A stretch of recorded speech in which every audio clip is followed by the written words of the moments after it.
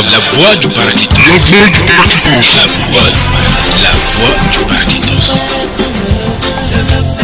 Une émission de la radio sélection.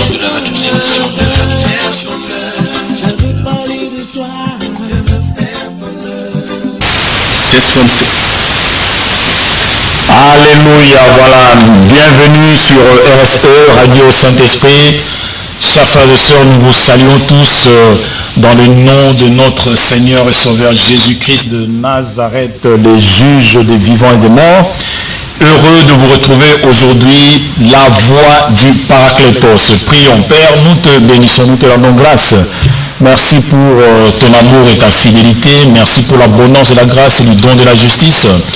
Que le désir d'une personne, Père, d'un auditeur ou d'une auditrice soit accompli aujourd'hui au travers de cette émission par la poussée, la conduite, la direction, la vertu du Saint-Esprit. Merci pour l'œuvre de la croix, Père, l'œuvre achevée de Christ. Tendre Père, nous te bénissons. Sois au contrôle de tout Saint-Esprit au nom de Jésus-Christ. Amen. Alléluia. Voilà. C'est votre présentateur, le partenaire de Jésus-Christ, Ado Foutila. Je vous salue encore dans le nom de Jésus-Christ. Aujourd'hui, quelle joie de vous retrouver. Nous avons toujours notre cher pasteur Louis-Roger Tikou du Centre Grâce et Vérité qui est avec nous. Bonjour pasteur.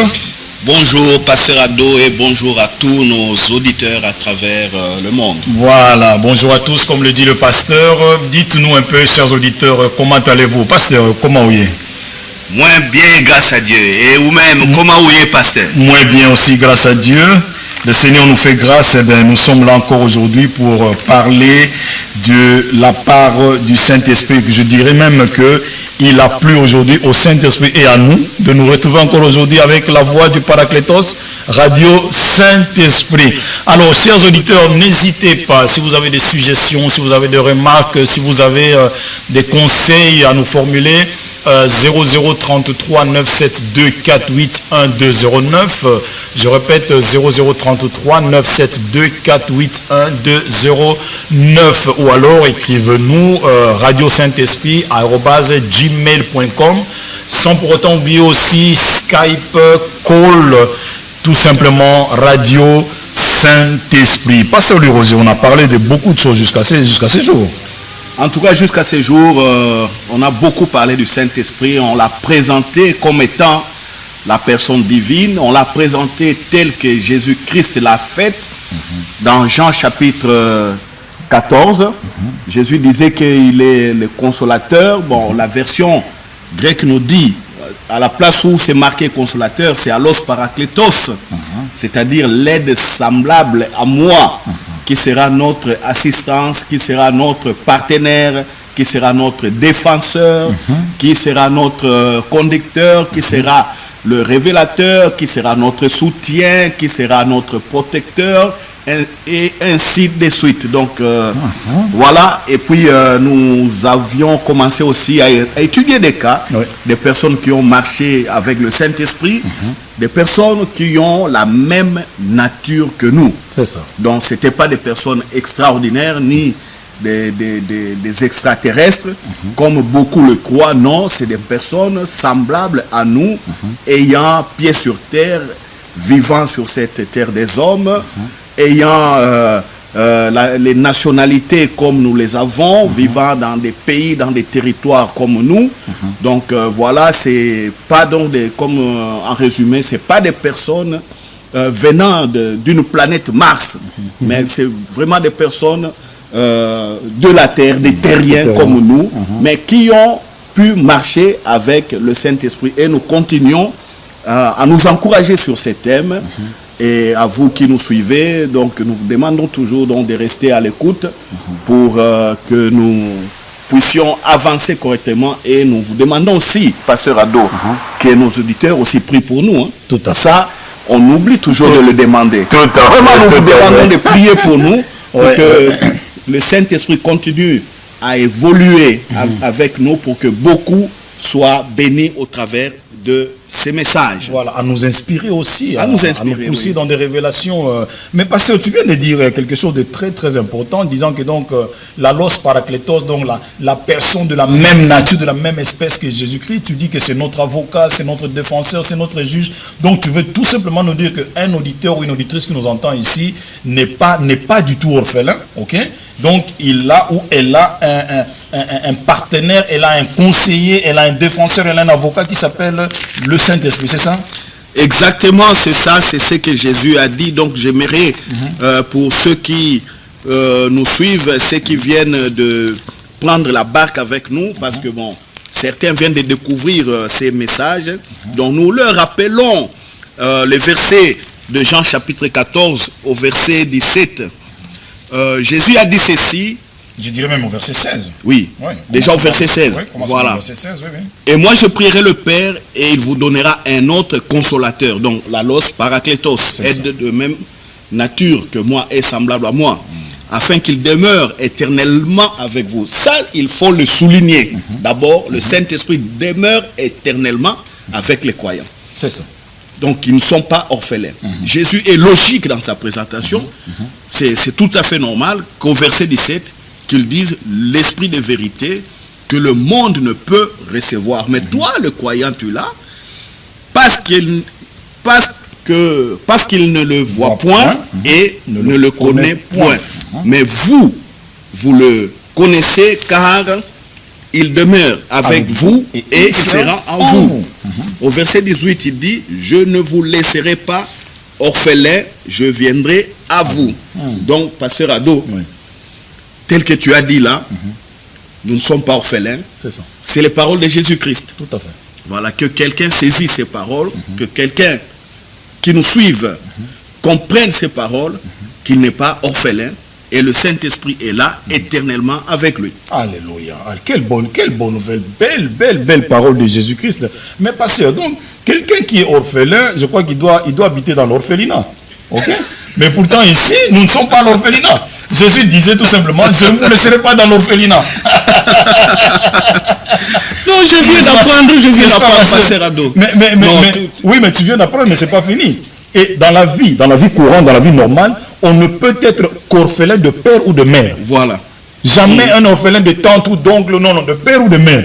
Donc cela veut dire que le Saint-Esprit est le père. Exactement. Exactement. Il joue à la fois le rôle de paternité et de maternité. Que cela ne choque pas ceux qui nous suivent. Parce que certains diront, mais donc le Saint-Esprit maintenant a un sexe? Non, le Saint-Esprit n'a pas de sexe. Il est Dieu, il est esprit. Mais dans sa manifestation, dans son accompagnement, il joue à la fois tous ces rôles. Donc nous ne sommes pas orphelins. Il peut nous assister en tant que père et puis montrer aussi de la tendresse douce, maternelle. Et beaucoup d'attention. Tu sais, même naturellement, les mamans sont beaucoup plus attentives que les papas quand il faut suivre les enfants. Bon, nous savons que l'autorité de papa est là pour recadrer les choses. Mais les mamans savent, dans les moindres détails, les faits et les gestes des enfants, et ils peuvent les interpréter. Souvent, nous, les papas, nous voyons autre chose. Mais c'est les mamans qui connaissent mieux les enfants. Et c'est tout à fait normal que le Saint-Esprit, même quand Jésus dit que quand vous serez devant l'adversité, ne vous inquiétez de rien, parce qu'à l'instant même, le Saint-Esprit vous donnera ce qu'il faudra dire. Donc, avant que la parole ne sorte même de notre bouche, même quand il faut prier, le Saint-Esprit connaît déjà. Voilà ce que je peux appeler l'attention plus que maternelle. Et en tant que père, il doit pouvoir, il doit soigner, il doit protéger et il doit conduire. Conduire vers la maturité les enfants. Donc c'est ça, la paternité et la maternité à la fois du Saint-Esprit. Oh là là là là là là. Mais tu sais, parce que quand tu as dit ça, moi j'apprécie ça, mais moi j'ai aussi mon langage à moi, propre à moi. J'ai toujours dit ceci, que le Saint-Esprit, il est le Père, mais nous avons aussi une mère. Oui. Notre mère, c'est la grâce. Voilà, nous avons notre mère qui est la grâce. Pourquoi? Parce que nous sommes sauvés par la grâce. Nous sommes sauvés par la grâce, évidemment. Que Dieu soit béni, que Dieu soit béni pour toutes ces découvertes, pour tous ces aspects riches de la personne de notre Dieu. Vraiment, et ce qui est bien aussi avec Dieu dans le temps présent, Jésus nous a révélé la vraie image du Père. Tu sais ce que nous disons? Il a dit, celui qui m'a vu a vu le Père. A vu le Père. Tu sais ce que nous disons? À l'époque avant Jésus, personne ne pouvait dire de Dieu de telles choses. C'est ça. Parce que les gens avaient une telle crainte de Dieu. Ils ne connaissaient pas ce qui pouvait se passer. Mais Jésus venant, Jésus nous révèle la vraie face de Dieu. Et il nous dit que Dieu est réellement amour. C'est ça. Dieu est réellement amour. Dieu est Père. Et nous ne sommes pas orphelins. C'est ainsi que quand tu dis que nous avons comme aussi mère la grâce, moi je dirais oui, amen. Alléluia. Nous ne blasphémons pas, mais c'est la joie. C'est la joie de partager ces vérités. Parce que tout est grâce. Oui, c'est la joie de partager toutes ces vérités. C'est la joie de connaître cela. C'est la joie de vivre en paix, de se reposer dans ces révélations, Pasteur Ado. Oui. Mais Pasteur Roger, avant qu'on ne voie aujourd'hui l'étude de cas d'une personne de l'Ancien Testament dans la Bible, mais je voudrais rappeler encore dans Jean 16 au verset 7, mais par rapport à tout ce que, pour faire un peu un pont, par rapport à tout ce que tu es en train de dire, au verset que tu as sorti de Jean 14, oui. Au verset 7 du chapitre 16 du livre de Jean, il est dit ceci. Jésus dit, cependant, je vous dis la vérité, il vous est avantageux que je m'en aille. Oui. Mais ça, c'est profond. Oui. Donc, en d'autres termes, Jésus resté sur la terre, c'est un désavantage. Mais exactement. Oui. Parce que Jésus, restant sur la terre, a été incarné. Donc, c'est l'Esprit de Dieu qui s'était incarné dans l'homme. Jésus a porté la chair humaine. Et nous savons que cette chair est sujet à plusieurs faiblesses. C'est ça. Aucune chair humaine ne peut se retrouver à deux endroits différents au même instant. Impossible. Pourtant, nous savons que ça, c'est l'apanage seul de Dieu, de se retrouver partout parce que Dieu est esprit. Et c'est tout à fait logique que Jésus dans la chair, s'il est à Jérusalem, qu'il ne soit pas à l'époque à Capernaum. S'il est à Capernaum, qu'il ne soit pas à Génézareth, par exemple. S'il est à Génézareth, qu'il ne soit pas peut-être à Béthanie. Ou s'il est à Béthanie, qu'il ne soit pas à Samarie. C'est ça. Voilà. Donc c'est tout à fait normal que Jésus s'en aille, que le Saint-Esprit vienne, afin qu'il couvre tout l'aspect géographique de la terre. C'est ça. Sinon, ça serait impossible. Donc, s'il était présent aujourd'hui, ça allait être vraiment un vrai désavantage. Les gens du Tchad ont besoin de Jésus. Exactement. Et pourtant, lui, Jésus, il est au Canada. Il est au Canada. Si les gens je ne sais pas, de Kinzambwe ont besoin de Jésus, en Gaoundero, au Cameroun, ils sont à la recherche de Jésus. Voilà. C'est comme si certains à Ouagadougou, oui, au Burkina Faso, ont besoin de Jésus, mais ceux qui sont à Lomé ou à Accra, ou en Éthiopie, là. Ou en Éthiopie. Okay. Mais ils vont demeurer éternellement orphelins. Ils vont pleurer, crier, mais sans voir le secours. Voilà. Même si le téléphone existe aujourd'hui, mais on sait évidemment bien que personne ne peut parler à deux personnes à la fois au même instant au téléphone. Non, c'est pas possible. D'abord, c'est un signe de manque de respect. Manque de respect, ouais. C'est un signe de manque. Tu vois la sagesse de notre Dieu. Donc Jésus a voulu qu'on ne prenne pas même des failles en lui. C'est pourquoi il n'a même pas péché. Donc il voyait tout cela. S'il était toujours en chair et que 10 personnes le demandent à la fois, comment allait-il résoudre les problèmes de ces 10 personnes à la fois? Il n'y a pas moyen. Certains allaient dire que non, Seigneur, tu ne m'as pas regardé. Ou je te parle, tu ne prêtes pas attention. En ce moment-là, ce serait des critiques qui allaient fuser. C'est pourquoi il était évidemment et réellement avantageux pour nous que Jésus s'en aille. Et que nous ayons le Saint-Esprit. Voilà. Donc la personne que nous avons maintenant sur la terre, c'est son excellence, le Saint-Esprit. C'est le très excellent Saint-Esprit. Donc ce n'est pas Jésus. Non. Jésus est assis à la droite de la majesté divine. À la droite de la majesté divine. En train d'intercéder pour nous. pour nous. Et en même temps, sur la terre, nous avons un autre intercesseur qui est le Saint-Esprit. Qui est le Saint-Esprit. Mais c'est formidable. Gloire à C'est Dieu. formidable. Mais pasteur, ce n'est pas fini. Moi, je veux provoquer la foi d'un auditeur ou d'une auditrice en ce moment, parce que Jésus a dit, il vous est, à toi auditeur, à toi auditrice, Jésus te dit, il t'a été avantageux pour lui de s'en aller. Il s'en est allé. Mais alors au verset 13, pasteur Louis Roger, revenons un peu à ce fameux verset-là. Il dit, quand le consolateur sera venu, et il est déjà venu, oui, l'Esprit de vérité, donc celui dont nous sommes en train de parler. Mais je voudrais poser une question à un auditeur ou une auditrice. Qui t'a conduit dans la vérité, dans toute la vérité cette semaine? Exactement, cette question, pasteur Ado, c'est une question, quand tu la poses aux auditeurs, moi, ça me brûle toujours. Ok. Je me remets en question. Parce que pour exhorter les auditeurs, nous devons d'abord nous-mêmes nous exhorter. Tout à fait, voilà. Donc, je dirais que, est-ce que j'avais entendu aussi le Saint-Esprit? C'est la question qu'on doit se poser. Exactement. Mais moi, j'ai dit gloire à Dieu, je l'ai entendu plusieurs fois cette semaine. Gloire à Dieu. Gloire Alors, à Dieu. c'est pour dire aussi à ceux qui nous écoutent qu'ils peuvent écouter le Saint-Esprit à tout moment.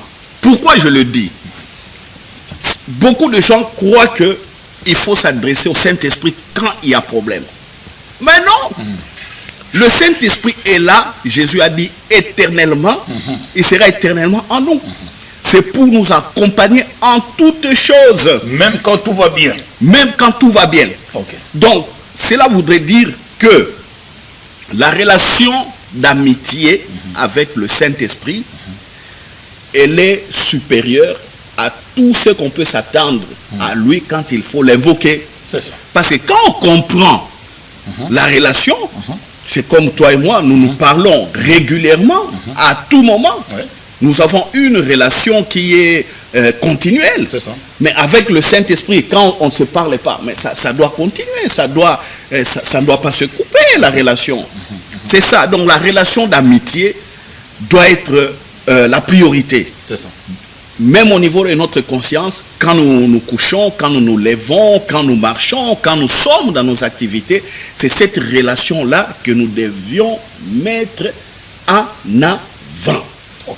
Tu vois? Ok. Alors, quand on met cette relation en avant-plan, c'est en ces moments-là qu'on peut écouter le Saint-Esprit, même pour des choses qu'on croirait peut-être impossibles ou irréalistes. Insoluble. Voilà. Donc, il ne faut pas attendre toujours le mauvais moment. Ok. Ou il ne faut pas attendre toujours des grands questionnements pour savoir comment faire, ou les moments de décision. Mais non. Ok. Parle au Saint-Esprit, salue-le le matin, bonjour Saint-Esprit, accompagne-moi Saint-Esprit, je suis à l'écoute, je suis là je vais t'honorer aussi, je veux que le monde voit la gloire de Jésus-Christ, je suis disposé Saint-Esprit, qu'est-ce que tu en penses? Voilà. Ok, donc parce que même dans la voiture, on cause avec lui, on lui dit, Saint-Esprit, voilà, je suis chauffeur de taxi, mais qu'est-ce que je dois faire? Conduis-moi, dirige-moi là où il y a la clientèle. Il comprend tout ça. Le Saint-Esprit comprend tout ça exactement. Okay. Tu es chauffeur de voiture. Le Saint-Esprit est là pour t'aider aussi à bien conduire. Ok. À respecter le code de la route. Et surtout, ouais. parce que généralement les gens brûlent les feux. Oui. Avec le Saint-Esprit en eux. Là, il te dira respecter les autorités. Sinon, tu risques de faire les dégâts. C'est ça. Tu vois? Non, ça paraît banal, mais non. Combien de gens qui ont violé, par exemple, le feu rouge ont commis des accidents? Ouais, mortel même. Mortels. Mais avec le Saint-Esprit, ça ne peut pas se faire. Mais combien de gens aussi qui respectaient les codes de la route par mégarde, ils ont connu des accidents, d'autres véhicules sont venus les cogner. C'est ça, oui. Mais avec le Saint-Esprit, il y a toujours moyen de s'en sortir. Ok. Voilà. Donc, parce que le Roger, si je comprends bien, un auditeur qui nous entend, qui nous suit en ce moment, il est par exemple un maçon ou bien dans le service de gardiennage et des trucs comme ça. Donc, lui aussi, il a droit à cette voie-là du Saint-Esprit? Mais exactement. Ok. Exactement, il a droit à la communion, du Saint-Esprit. Même en étant au boulot, en train de travailler, en train de faire le vigile, tout ça, il a droit quand même... Il a droit à cela. Il est vigile. Tu fais la surveillance des magasins. On ne sait pas qui viendra voler. On ne sait pas qui va te menacer. C'est ça. Parce que bon, un vigile, pour un voleur, un vigile, c'est un danger. C'est lui qui veut l'empêcher d'accéder à ses fins. On connaît des vigiles qui ont eu des accidents, qui ont été même tués. Mais tu es vigile. Fais ton boulot avec le Saint-Esprit. Toujours avec le Saint-Esprit. Donc le Saint-Esprit peut révéler au vigile les dangers qu'il y aura demain ou le méchant qui va arriver dans quelques minutes ou dans quelques heures. Il est toujours capable de oui. ça. Je vais d'ailleurs aller plus profondément dans ces cas, en donnant un témoignage. Je connais un pasteur aux États-Unis. Ce pasteur était au magasin. Et un meurtrier, moi je l'appellerais meurtrier. Un brigand. C'est pas un voleur parce qu'il est rentré au magasin avec une arme. Je sais pas, un fusil à pompe. Et il a crié que tout le monde devait se mettre à terre. Il voulait de l'argent. Et vous savez, c'est pas un Américain de petite taille. C'est quelqu'un qui mesurait environ 2 mètres. Costaud, avec une arme, bien cagoulé, et qui menaçait tout le monde. Et tout le monde était apeuré, tout le monde était couché par terre, parce qu'aux États-Unis, ça se passe souvent. Et au moindre imprudence, la personne peut ouvrir le feu sur toi. Alors le pasteur que je connais, dont je parle, était à 1 ou 2 mètres de ce brigand. Alors, pendant que tout le monde était paniqué, il a entendu le Saint-Esprit dire, il faut arrêter cet homme. À ce moment-là, il s'est posé la question, mais comment allais-je l'arrêter? Alors, pendant ce temps où ce brigand essayait un peu de visionner, de jeter un regard partout pour voir que tout le monde était vraiment à terre, il a donné un peu d'eau au pasteur. Et ce pasteur a fait un pas, un bond, il est sauté sur le brigand, sur son dos, il a accroché, les deux sont tombés par terre. Ça a été presque une bagarre, mais avec la force du Saint-Esprit, ce pasteur a su maîtriser cet homme fort-là. Tu sais quand... Sans arme, hein, le pasteur. Le pasteur était sans arme. Et tu sais, pendant ces temps-là, il y a des gens qui avaient peur que les brigands se tournent et qu'ils tirent sur le pasteur. Donc les gens ont mis encore quelques fractions de secondes. Ils réfléchissaient, devrait-il aller secourir le pasteur ou pas? Parce que tout le monde était figé par la peur. Mais pendant ce temps où les brigands se débattaient, cet homme costaud, le pasteur a su les bloquer. Alors là, ce n'était plus le pasteur, mais c'était le Saint-Esprit. Dans la force surnaturelle qui était là. Alors, tous les restants, des gens aussi, ont eu la force de courir. Certains ont pris l'arme, certains ont tenu les brigands par les pieds. C'est comme ça qu'il a été maîtrisé et les policiers sont venus l'arrêter. Et le pasteur aussi a été gratifié. Même le gouverneur de l'État, des États, parce qu'eux, ils ont des États, bon, je ne sais pas l'organisation administrative et territoriale des États-Unis, mais les gens comme des maires, des bourgmestres, il a été reçu par tous ces gens, il a été même montré dans des émissions, dans des journaux télévisés. Mais c'est un pasteur que je connais, c'est un pasteur qui vient du Congo. Je le connais, donc ce n'est pas comme tel quelque chose d'impossible. Donc un vigile, lui n'était pas vigile, mais il a fait le boulot de qui? Ce pasteur-là. Il a fait le boulot de vigile. Voilà. Donc c'est ça la richesse du Saint-Esprit. Il peut te donner la force pour exercer quelque chose à laquelle tu ne t'attendais pas toi-même. C'est comme ça qu'on a vu des gens comme des Joseph devenir premier ministre en Égypte, lui qui n'a jamais fait l'école des sciences économiques. C'est ainsi qu'on a vu des gens comme des David, un enfant d'un paysan, un paysan berger, vivant toute sa jeunesse dans la brousse, devenir un roi, un commandant, un roi. C'est ça exactement le Saint-Esprit. Le Saint-Esprit peut te donner des capacités. Le Saint-Esprit peut révéler aussi des capacités qui étaient cachées en toi. Donc, à ceux qui nous écoutent, nous devons le savoir. Nous avons beaucoup de capacités et nous sommes potentiellement forts, riches, intelligents. Nous sommes potentiellement, je dirais, savants. Nous sommes potentiellement, je ne sais pas, qu'ils mettent n'importe quel adjectif. Et cela par la force et la puissance du Saint-Esprit. Mais Pasteur Louis Roger, c'est vraiment très intéressant. Je crois qu'un auditeur ou une auditrice nous suit en ce moment. N'hésitez pas, ne zappez pas, téléphonez-nous, intervenez quand vous voulez, parce que c'est tellement profond ce qui est en train d'être dit en ces lieux. En fait, ce n'est pas nous qui parlons, mais c'est celui qui est en nous qui est en train de libérer toutes ces paroles-là afin d'être en contact, en communion avec vous. Mais pasteur, quand tu parles comme ça des gens de l'Ancien Testament, tu as parlé de David, mais c'est vrai que les fois dernières, nous avons parlé de David. Nous verrons aussi, tu as parlé de how to do, le comment faire. Et nous viendrons en tout cas dans nos prochaines émissions, même sur l'histoire. Quand tu as parlé de ça, ça m'a fait penser à Marie, quand elle a vu l'apparition de l'ange, et l'ange lui a dit, Marie a dit à l'ange, comment cela se fera-t-il?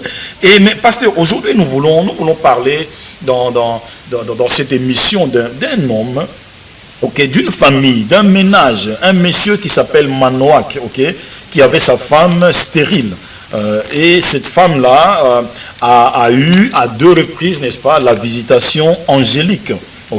Et nous connaissons cette histoire. Donc là, nous sommes dans le livre de Juges, dans l'Ancien Testament, et Juges au chapitre 13. Donc, et quelque temps après, l'homme Manoach donc a fait la prière pour que l'ange revienne encore et leur enseigner comment il fallait élever cet enfant. Et la Bible nous dit que voilà, le Seigneur avait exaucé la prière de Manoach, donc, et l'ange était revenu vers cette famille pour confirmer la parole de Dieu. Parce que l'ange, nous savons bien, c'est un ange, c'est juste un envoyé, un serviteur. Donc il est là pour Dieu, mais dans l'intérêt ou pour le service de ceux qui doivent hériter du salut, comme toi et moi. Alors, pasteur, maintenant, la Bible nous dit que quelque temps après, cette femme a conçu et l'a même enfanté. Là, nous sommes maintenant au verset 24 du chapitre 13 du livre de Juges. Alors, pasteur, moi, je vais lire ce verset 24 là où la Bible dit « La femme enfanta un fils », donc la femme de Manoach, et lui donna le nom de Samson. Samson qui veut tout simplement dire le petit soleil ou le distinguer. Alors je crois qu'il y a un Samson à ce moment qui nous est en train de nous écouter, quelqu'un qui est distingué, mais le Samson de la nouvelle création, pas celui de l'ancienne création. L'enfant grandit et l'Éternel le bénit. Maintenant au verset 25, pasteur Louis Roger, la Bible nous dit ceci, et l'Esprit de l'Éternel commença à l'agiter. Agiter ce garçon, cet enfant-là nommé Samson. À l'agiter à Makanedan, entre Tsoréa et Eshtaol. Bon, ça, ce sont des noms de la Bible. Alors, mais ce qui me surprend ici, pasteur Louis Roger, l'Esprit de l'Éternel commença à agiter ces garçons-là. Voilà. D'abord, quand on dit que l'Esprit de l'Éternel commença à agiter Samson, il ne faut pas comprendre le mot agiter comme dans un sens péjoratif, dans un mauvais sens, comme si le Saint-Esprit commençait à le troubler, parce que aujourd'hui quand nous employons ces termes dans la vie courante, quand on dit mais non, cet homme-là est agité ou cet enfant-là est agité, cela voudrait dire que non, il est dans les désordres, ou il bouge beaucoup, ou il n'écoute pas, ou il est quelque chose comme ça. Mais quand on dit que l'Esprit de l'Éternel commençait à l'agiter, cela voudrait dire simplement que l'Esprit de l'Éternel commençait à manifester une certaine force, une certaine dynamique sur Samson. Voilà. Donc il est question de ça.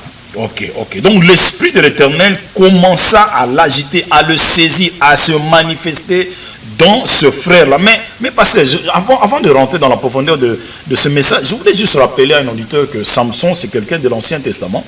Et toi et moi, disons, ceux qui ont reçu Christ comme Seigneur et Sauveur, donc nous sommes de la nouvelle création. Alors, la différence ici est celle-ci. Jean-Baptiste est le plus grand de tous ceux qui sont nés des femmes, hein, conformément à ce qu'avait déclaré notre Seigneur. Mais sachons une chose, tout simplement, que le plus petit, nous sommes en train de dire le plus petit dans le royaume est plus grand que Jean-Baptiste. Donc Jean-Baptiste, c'est la somme de tous les prophètes de l'Ancien Testament, mais le plus petit est plus grand que Jean-Baptiste. Donc, toi qui m'entends aujourd'hui, mon frère, ma soeur, ne te sous-estime pas, tu es plus grand que Jean-Baptiste, tu es plus grand que Samson dont on parle aujourd'hui, tu es celui qui a terrorisé, n'est-ce pas, les Philistins, comme nous allons le voir, tu es plus grand que Moïse, tu es plus grand que Élie, que Élisée. Donc ça ne sert à rien, pasteur, aujourd'hui, de faire de manteaux d'Élie ou de mouchoirs d'Élie, tout ça. Ça ne sert à rien tout cela.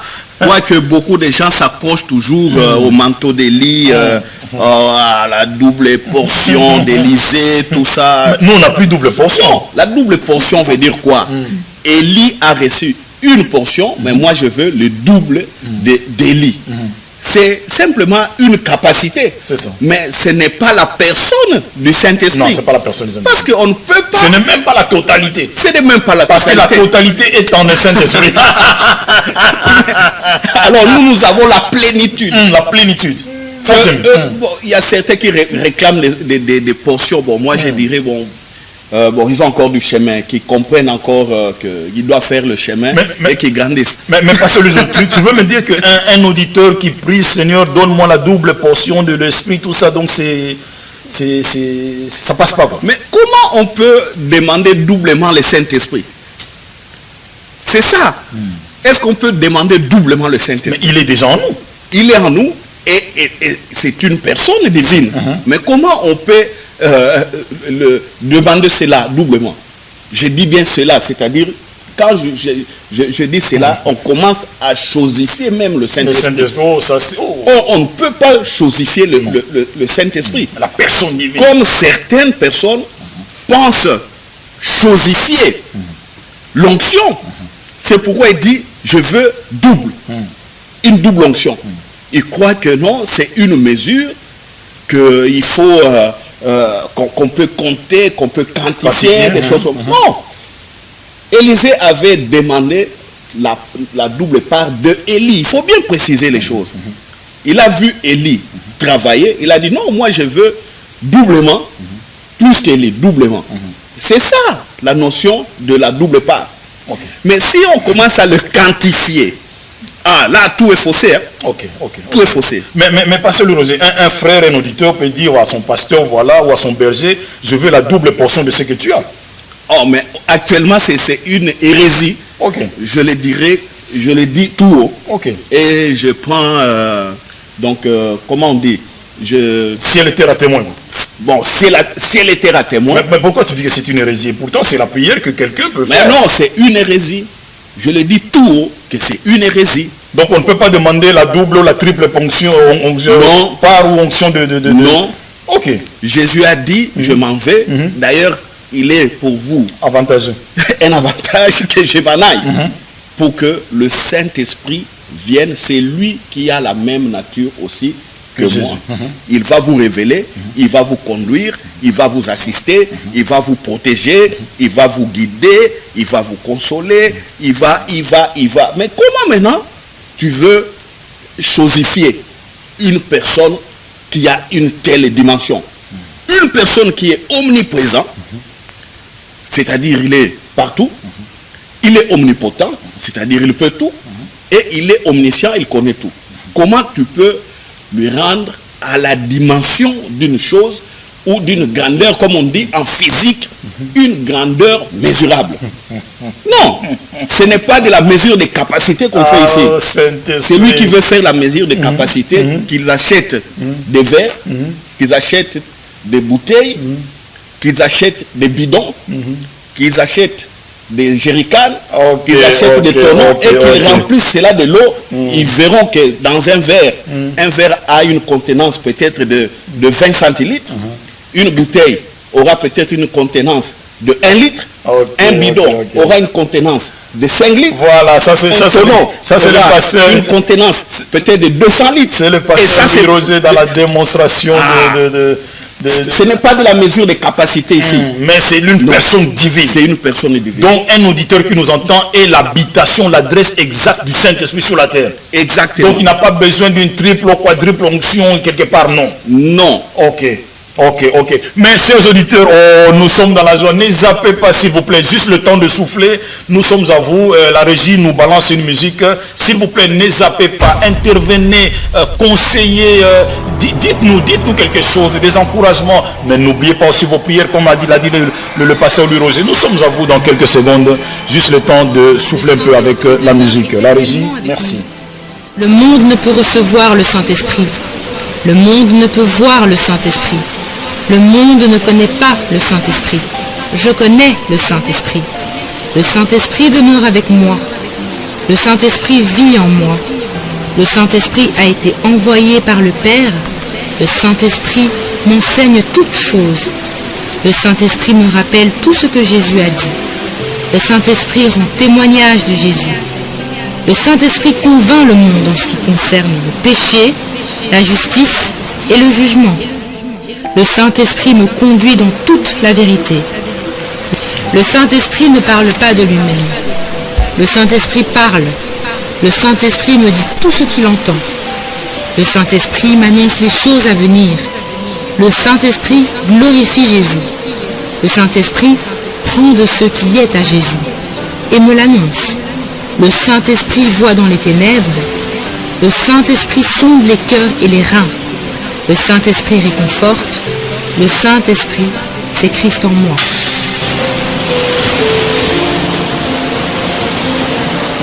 Le Saint-Esprit, c'est l'esprit de vérité. Le Saint-Esprit, c'est l'esprit de vie. Le Saint-Esprit, c'est l'esprit de grâce. Le Saint-Esprit,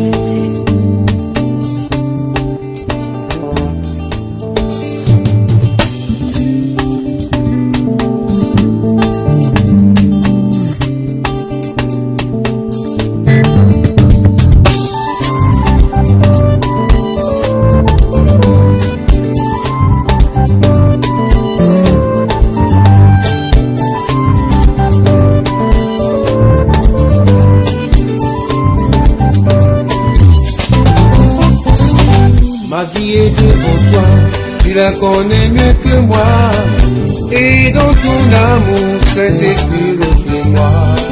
Je me tourne vers toi, je t'en prie, réponds-moi.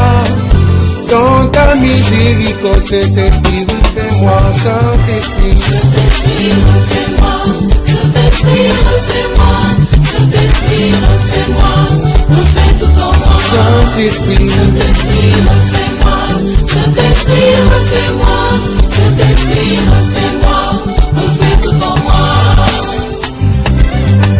Voilà, nous sommes de retour. Merci de n'avoir pas zappé et merci également à tous nos auditeurs qui viennent de se connecter en ce moment. Voilà, vous êtes en train donc de suivre l'émission La Voix du Saint-Esprit sur Radio Saint-Esprit, La Voix du Paraclétos, j'entends, sur Radio Saint-Esprit. Et j'espère que tout va très bien chez vous.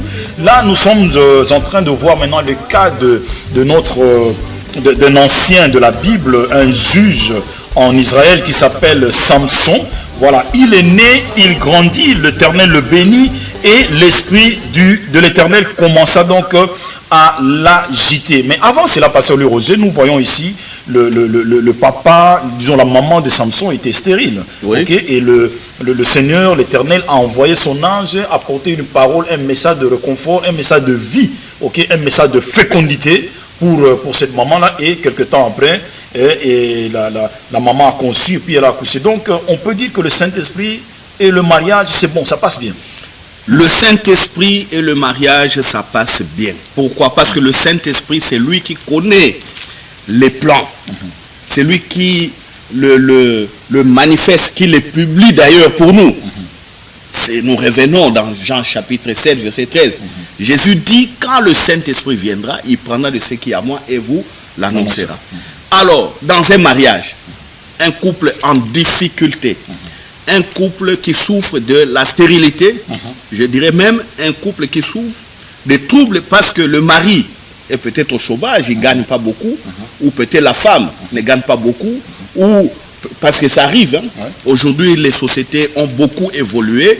Nous voyons même les femmes commencer à travailler. Ce n'est pas mauvais qu'une femme travaille. L'essentiel est qu'ils sachent gérer les deux, donc la femme et son mari, qu'ils sachent les deux gérer leurs revenus. D'ailleurs, c'est repris dans beaucoup de contrats de mariage. Quand on se marie dans des mairies, dans des communes, il est bien dit, il y a toujours un article qui dit que non, l'homme et la femme doivent affecter prioritairement leurs revenus au bien-être du ménage, donc au bien-être du couple. Et c'est tout à fait normal ici que le Saint-Esprit soit en action. Quand on est des croyants, quand on a des tels problèmes, des problèmes de stérilité, des problèmes de troubles. Même des problèmes d'intimité entre hommes et femmes. Mais oui, bien entendu. Le Saint-Esprit intervient. Le Saint-Esprit c'est lui la force surnaturelle. Mais l'intimité de force, quand le mari a des problèmes de virilité, mais ça crée des perturbations dans le couple. Ça, c'est des choses naturelles. Alors, pour remettre de la joie dans le couple, le Saint-Esprit intervient et puis il guérit ce manque de virilité. Oui, la femme aussi peut avoir un tel problème. Et le Saint-Esprit peut intervenir aussi dans ce cas pour que, au niveau de leur connaissance, quand les deux se connaissent, qu'ils puissent aussi jouir du bonheur de la création. Moi, je dirais que c'est un bonheur de la création que Dieu a donné à l'homme et à la femme. C'est ça. Voilà. Donc, dans un couple, dans un ménage, lors de l'intimité, on peut faire appel au Saint-Esprit pour mettre les choses au point, quoi. D'ailleurs, Alléluia. Certains peuvent croire que non, quand on parle de ça, on blasphème. Non, on ne blasphème pas. Parce que le Saint-Esprit habite en nous. Il sait quand nous allons aux toilettes. C'est lui qui a fait tout ce mécanisme de digestion. Quand les choses rentrent dans nos bouches et que nous allons les sortir par la voie qu'il a destinée. Il sait. Il nous voit nous laver. Le Saint-Esprit, quand on se lave, on se déshabille. Est-ce que ça fait honte au Saint-Esprit? Non, non. Ça ne fait pas honte au Saint-Esprit. Il a associé, plutôt, il est dans le processus de mariage, tel que ça a été établi. L'homme quittera son père et sa mère, afin qu'ils s'unissent à sa femme et qu'ils deviennent une seule chair. Mais il est aussi à la base de cela. Comment, maintenant, quand ce problème d'intimité devient un handicap pour la vie de couple, comment le Saint-Esprit n'interviendrait-il pas? Ou quand vous avez un tel problème, oui, présentez-vous au Saint-Esprit. Il n'y a pas de honte. Mon frère, mon ami, qui m'écoute, tu as un problème de virilité, il n'y a pas de honte à dire, Saint-Esprit, je suis dans un problème, visite-moi, renforce-moi, restaure-moi. Ma soeur, tu as un problème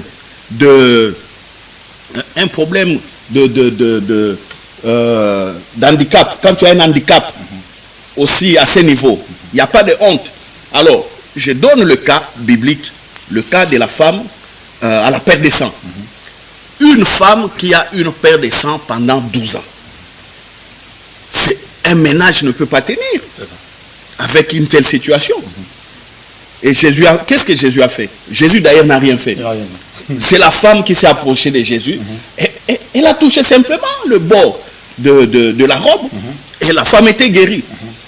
Cette guérison-là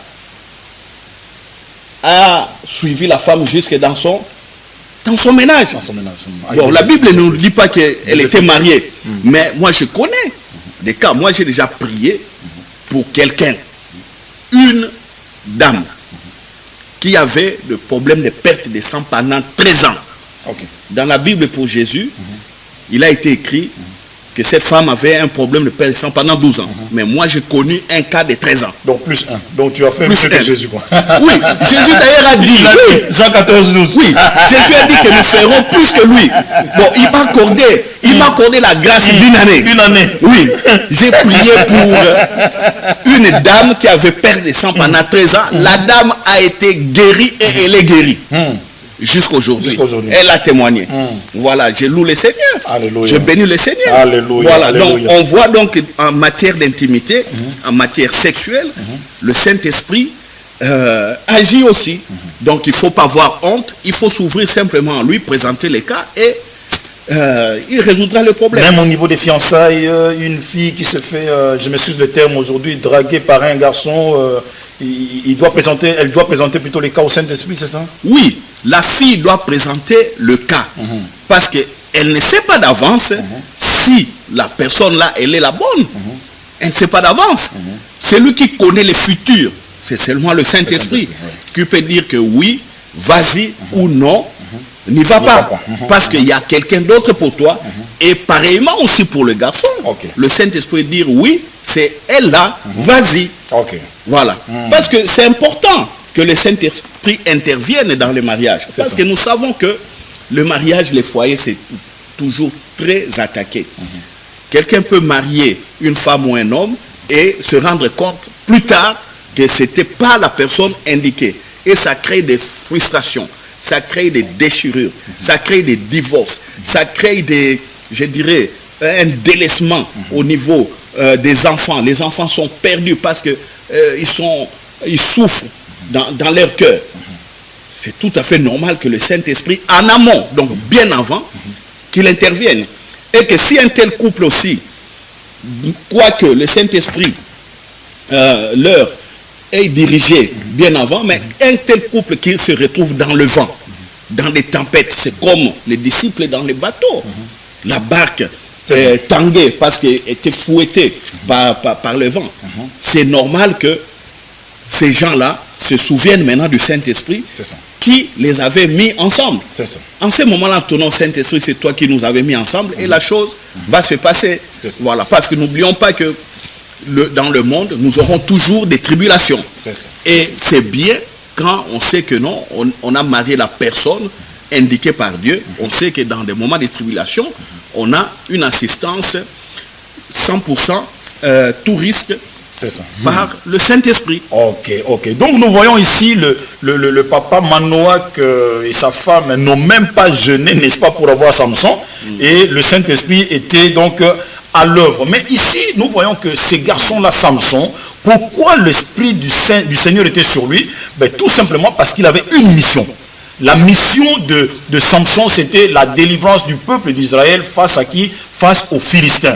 Et le Saint-Esprit qui a commencé à opérer dans la vie de ces garçons-là, nous voulons tout simplement rappeler que Samson avait le Saint-Esprit sur lui, sous forme d'onction, et non de la personne divine, comme toi et moi aujourd'hui, nous qui avons reçu Christ. Nous ne cesserons pas, celui Roger, d'insister là-dessus. Pourquoi? Parce que nous sommes différents des gens de l'Ancien Testament, et ils ont eu le Saint-Esprit sous forme d'influence, sous forme d'onction, mais nous aujourd'hui, nous avons le Saint-Esprit sous la forme d'une personne, la personne donc divine qui est en toi et en moi, chers auditeurs, chères auditrices. Donc, le Saint-Esprit est venu sur ces garçons, il a commencé à les saisir, il a commencé à l'agiter, mais tout simplement parce que le Philistin dominait sur Israël, pas celui Roger. Donc quelqu'un qui est dominé par quoi que ce soit, par une situation, une circonstance, une condition, n'est-ce pas, a besoin de l'assistance du Saint-Esprit.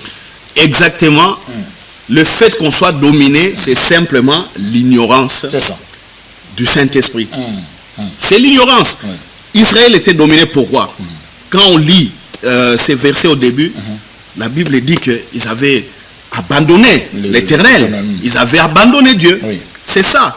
Quand on abandonne Dieu, quand on ne connaît pas le Saint-Esprit, c'est en ce moment-là qu'on est privé de cette assistance. On est privé du secours. Mais quoi que le Saint-Esprit soit là, donc c'est à nous de le comprendre. Aussi, les gens, comme tu dis bien là, que Samson est né sur une parole venue d'un ange, donc une naissance miraculeuse. Mais nous sommes nés de nouveau. La Bible dit nous sommes nés de nouveau. Ça c'est Jean chapitre 1, verset 12. À ceux qui l'ont reçu, la parole a donné le pouvoir de devenir enfant de Dieu. Dans d'autres versions, il est écrit, a donné le droit de devenir enfants de Dieu. Lesquels sont nés, voilà, ni du ni de la chair, ni de la volonté humaine, voilà, mais de Dieu. Mais de Dieu. Donc nous sommes nés de nouveau. La naissance de Samson sur le plan du miracle n'est pas différent de la nôtre. C'est ça. Mais notre naissance nous a transformés parce que nous avons été recréés en Jésus-Christ. Nous avons été recréés. La Bible le dit bien. Nous avons été dans Éphésiens chapitre 2, versets 8 à 10 et suivant. Donc, nous avons été recréés. Chez les Samson, dans l'Ancien Testament, on ne voit pas la recréation par l'esprit, on ne voit pas la nouvelle naissance.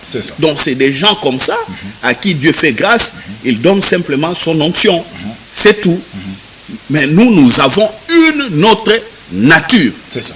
Voilà. Mais parce que je voulais rappeler aussi ici au peuple de Dieu que l'onction qui était sur Samson n'était pas permanente. Ok, mais par contre, nous avons, comme tu l'as dit tout à l'heure, éternellement le Saint-Esprit avec nous. Oui, nous l'avons de manière permanente. Pourquoi? Parce que nos corps sont des temples du Saint-Esprit. Et j'aimerais dire ceci. Parce que quand on parle du temple, il y a beaucoup de gens qui ignorent que veut dire le mot temple. Les gens se rabattent simplement sur le bâtiment, c'est-à-dire sur ce qui est matériel. Donc ils diront oui, si le temple est matériel, c'est-à-dire fait de briques et de bois et des barres de fer ou quoi, des ciments, béton, bon, le corps humain, personne ne l'a fabriqué, donc c'est aussi du matériel. Non, ça ce n'est pas non plus la vraie signification du mot temple. Le temple veut dire quoi? Le temple c'est le naos en grec, ça veut dire simplement le saint des saints. C'est ça. Le saint des saints, c'est les lieux où les demeures de Dieu. Là où Dieu venait parler à Moïse, là où Dieu venait parler en son temps au souverain sacrificateur pour effacer les péchés, pour couvrir plutôt les péchés, pas ôter, mais couvrir le péché du peuple d'Israël. Dieu avait dit à Moïse, c'est là dans les lieux très saints, dans les saints que moi je me rencontrerai à toi et au sacrificateur. Alors, c'est cette image qui a été nommée temple. C'est tout. Donc, quand nos corps sont des temples, cela veut dire quoi? Cela veut dire que nos corps sont des saints, des saints. Alléluia. Donc, que l'image matérielle, le bâtiment, c'est pas ça. C'est pas ça. Que le corps, image matérielle aussi, soit un peu, je dirais, oublié. Mais que les gens comprennent que c'est le saint des saints. À ce moment-là, je pense ils vont aussi progresser dans leur communion avec Dieu. Ok, alléluia, alléluia. Mais pasteur Roger, nous continuons toujours avec l'histoire de Samson, dont nous voyons ici que quelqu'un qui a le Saint-Esprit en lui et avec lui ne peut pas être dominé par quoi que ce soit. Donc celui qui est maître de tout, maître même de Satan et de démons. Personne qui a le Saint-Esprit ne peut être dominé. Il peut souffrir d'une tribulation, mais pas être dominé. Pas être dominé, voilà. Parce que le Saint-Esprit est là pour l'assister et pour le secourir. Et le Saint-Esprit, c'est le dominateur de tout. Voilà. C'est lui qui domine en tout et pour tout. C'est lui qui règne, c'est lui qui connaît tout. Voilà. Et au chapitre 14, verset 6, la Bible nous dit encore une fois de plus, l'Esprit de l'Éternel saisit Samson. Donc nous voyons qu'il n'y a pas de permanence d'esprit sur lui ou en lui. Jamais en lui, mais pas sur lui. Et sans avoir rien à la main, Samson déchira le lion comme on déchire un chevreau. Et il ne dit point à son père et à sa mère ce qu'il avait fait. Et au verset 10, pasteur Louis Roger, le père de Samson descendit chez la femme, parce que ils ont marié leur fille à cette femme-là. Et là, Samson fit un festin, car c'était la coutume des jeunes gens. Mais nous voyons que c'est un garçon avec l'Esprit de Dieu sur lui. Et au verset 12, la Bible dit ceci, Samson leur dit aux jeunes de sa génération, je vais vous proposer une énigme. Mais pasteur Roger, j'étais en train de réfléchir, mais Samson, il a le Saint-Esprit sur lui, mais il commence avec des fables, il commence avec n'importe quoi, des devinettes, des énigmes, mais pour aboutir à quoi? Et pourtant, il avait une mission. C'est vrai que le Seigneur, Pasteur Louis Roger, nous pouvons commettre des erreurs, mais le Seigneur, dans son amour, il est vrai qu'il couvre nos erreurs, ok, mais il peut faire de ces erreurs-là quelque chose de meilleur. Ok, juste pour la gloire de son nom, parce qu'il c'est un père bon, il est bon, papa, il est bon. Alors nous voyons ici quelqu'un qui a le Saint-Esprit sur lui, ok, mais il commence à raconter des choses, il commence à faire des devinettes, au lieu de parler de la parole de Dieu, mais lui va à côté. Bon, évidemment, à l'époque de Samson, Dieu l'avait récupéré pour qu'il manifeste sa gloire. C'est ça. Donc, ce qu'on va dire aux gens, aux bien-aimés, il ne faut pas, manifester contre le Saint-Esprit. C'est ça. C'est-à-dire, il ne faut pas l'affliger, il ne faut pas l'oublier, il ne faut pas le délaisser, il ne faut pas le prendre à la légère. Parce que c'est ce qui arriva à Samson, comme tu dis là. Le fait de prendre le Saint-Esprit à la légère, le fait de prendre Dieu à la légère, conduit toujours à des dégâts. C'est ça. Bon, que nous découvrirons. Parce que Samson, nous connaissons sa fin. Mais peut-être ceux qui nous suivent n'ont pas bien connu l'histoire. Nous allons les aider à comprendre que non, quand le Saint-Esprit vous a été donné, il ne faut pas l'affliger. Quand le Saint-Esprit vous a été donné, il faut marcher selon la parole de Dieu. Quand le Saint-Esprit habite en vous, il faut vous maintenir dans la sanctification, en dehors du péché. Voilà, pour voir tout simplement la gloire de Dieu et vivre le plan que Dieu avait prévu pour vous sur la terre. C'est ça, mais Pasteur Louis Roger, ce qui m'a étonné dans cette histoire de Samson en la lisant, mais lui va raconter des devinettes, des énigmes à ses amis, mais il aurait pu quand même parler de la parole de Dieu. Quelqu'un qui a le Saint-Esprit, en tout cas, il doit y avoir quand même des versets bibliques sortant de sa bouche, quand même, Pasteur Louis Roger, ça c'est normal. Parce que la Bible déclare que c'est de l'abondance du cœur que la bouche doit parler. Mais Samson ici ne sort aucun verset biblique, aucune loi de Moïse, mais il rentre dans les devinettes. Mais quelqu'un qui a le Saint-Esprit en lui, Pasteur Louis Roger, peut aussi malheureusement rentrer dans ces jeux-là. Exactement, exactement. Bon, ça c'est des révélations, tu es en train de m'enseigner aussi. Oui.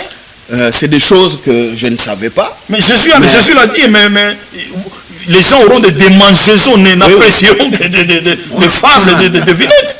Exactement, exactement. Donc quand on a le Saint-Esprit, il faut parler de Dieu. Oui. Parce que c'est David qui avait compris un peu à l'époque, parce qu'il n'avait pas pleinement compris le Saint-Esprit. C'est Jésus qui nous a révélé la plénitude du Saint-Esprit. David disait que l'Esprit de l'Éternel parle par moi et sa parole est sur ma langue. Ça c'est à la fin même de sa vie. À la fin de sa vie. Formidable. Ça c'est David. Donc ça aurait été bien que ça soit aussi un Samson qui parlerait comme ça. Que voici le lion est venu me menacer. Mais par la grâce, par la force de l'Éternel, je l'ai déchiré. Au lieu de le publier ainsi, lui il fait des énigmes. Et on ne voit pas Dieu se glorifier là-dedans. Donc, Pasteur Ado, tu m'as enseigné aujourd'hui. Vraiment, bon, moi je serai dans cette émission le premier à prier pour toi, comme on l'a demandé aux auditeurs. Vraiment qu'il t'inspire encore davantage. Merci, pasteur. Mais si nous disons ça, c'est biblique, Pasteur Louis Roger. Un pasteur, un homme de Dieu, un berger, un diacre, ok, au lieu d'exhorter par exemple dans son assemblée, ok, il peut se laisser distraire, ok, mais étant l'habitation du Saint-Esprit, il peut se laisser distraire par des énigmes, par des devinettes, par des leçons de morale. Ça c'est dangereux, c'est pour le ministère même. Voilà, pour le ministère, pour le travail de profession, de profession de foi, nous devons parler, j'ai bien dit, Pasteur Ado, j'ai dit que pour le travail de la profession de foi, quand nous devons communiquer la foi par la parole, nous ne devons rester que sur les vérités bibliques, sur les vérités révélées par le Saint-Esprit. Et dans notre vie courante, nous devons nous aligner sur cette parole. C'est ça. Dans nos lieux de travail, dans nos lieux d'habitation, dans nos cercles d'amitié avec les amis, que la parole de Dieu soit toujours au centre. Dans nos activités quotidiennes, que la parole soit au centre, que la gloire de Dieu, la pensée à Dieu soit toujours au centre. C'est ça, c'est ça. Voilà. C'est pourquoi la Bible dit même que la parole de Dieu habite richement en vous. Mais oui, exactement. Quand on dit que la parole de Dieu habite richement en vous, cela voudrait dire quoi?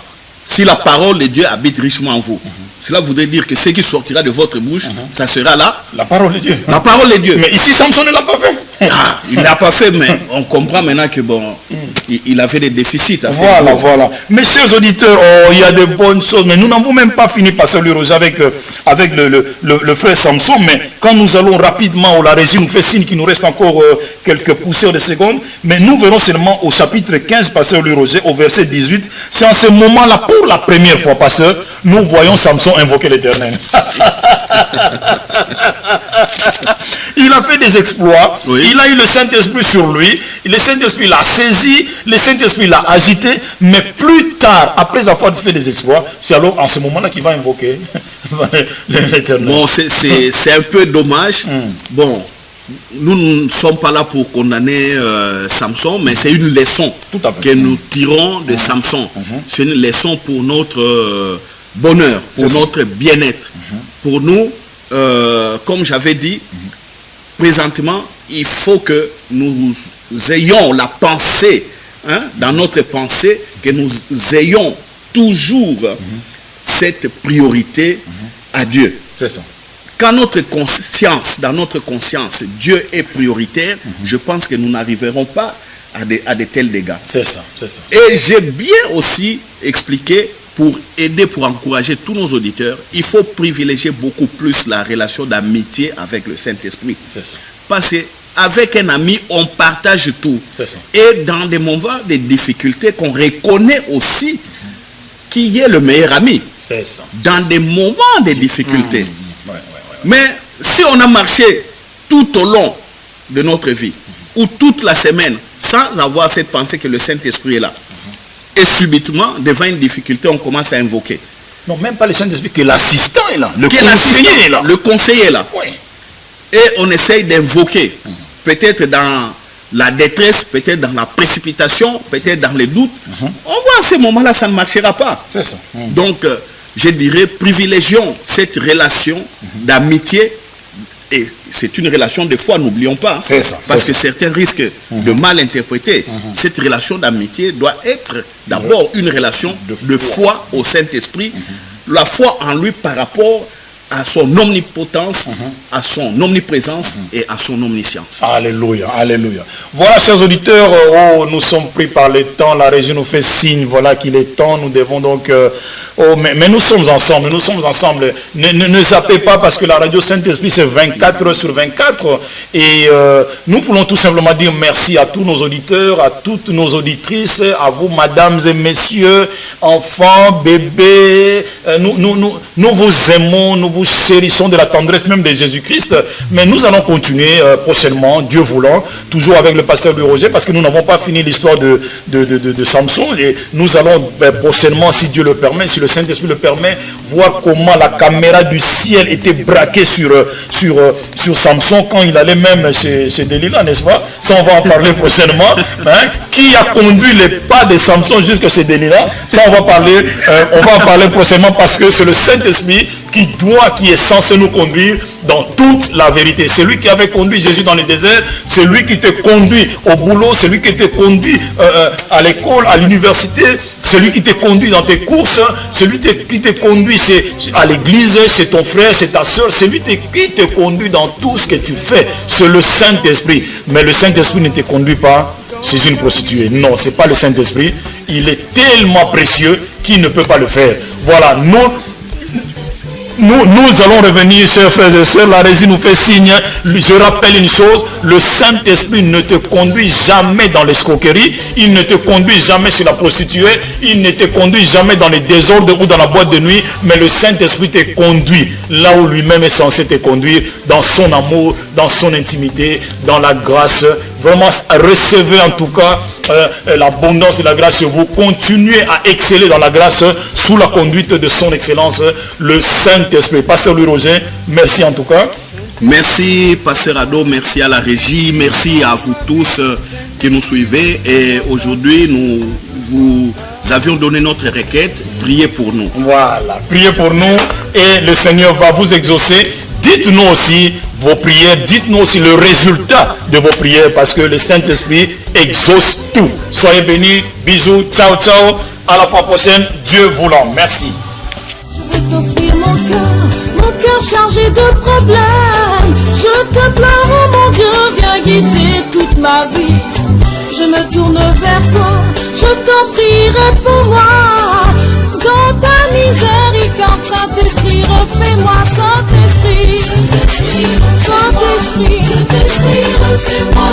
Saint-Esprit, refais-moi, refais tout en moi. Saint-Esprit, Saint-Esprit, Saint-Esprit, Saint-Esprit, mon roi. Refais tout en moi. Je veux t'offrir ma vie, Saint-Esprit. Sans toi, elle n'a pas de sens. Viens me renouveler, Seigneur. Viens faire de moi un être nouveau.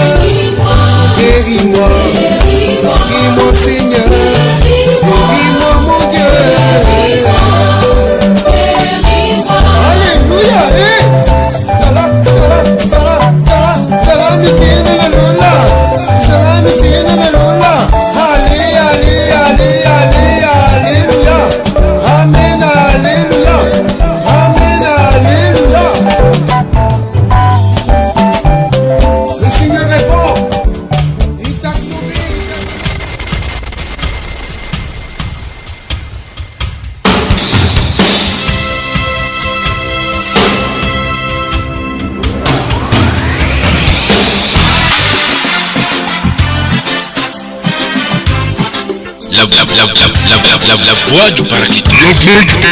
La voix du paraditos. Une émission de la radio-sélection.